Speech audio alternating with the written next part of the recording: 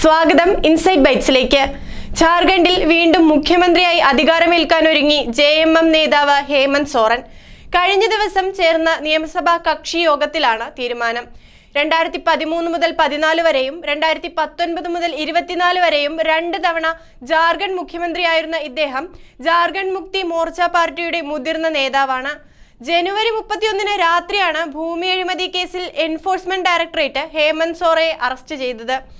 Arrest രേഖപ്പെടുത്തുന്നതിന് തൊട്ടു മുൻപ് ഹേമന്ത് തന്റെ രാജി രേഖപ്പെടുത്തിയിരുന്നു.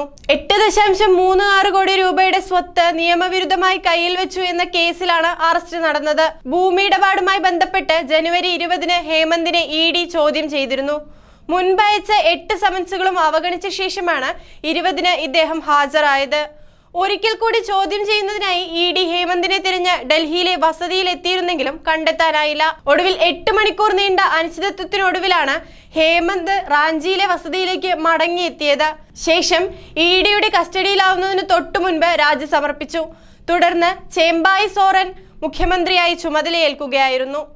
വിശ്വാസ വോട്ടെടുപ്പിൽ ഭരണപക്ഷത്തിന് 47 വോട്ടും പ്രതിപക്ഷത്തിന് 29 വോട്ടുമായിരുന്നു ലഭിച്ചത്. 41 വോട്ടുകളായിരുന്നു ഭരണം നിലനിർത്താൻ സർക്കാരിന് വേണ്ടിയിരുന്നത്. രാഷ്ട്രീയ കൂറുമാറ്റങ്ങൾ ഒന്നും തന്നെ ഇല്ലാതിരുന്നതിനാൽ സർക്കാരിന് അടിപതറിയിരുന്നില്ല. ഹേമന്ത് സോറന്റെ അറസ്റ്റ് രാഷ്ട്രീയ പകപോക്കലാണെന്നാണ് ഇന്ത്യ സഖ്യത്തിന്റെ പ്രതികരണം. കൂടുതൽ വീഡിയോകൾക്കായി ഇൻസൈറ്റ് ബൈറ്റ് സബ്സ്ക്രൈബ് ചെയ്യുക.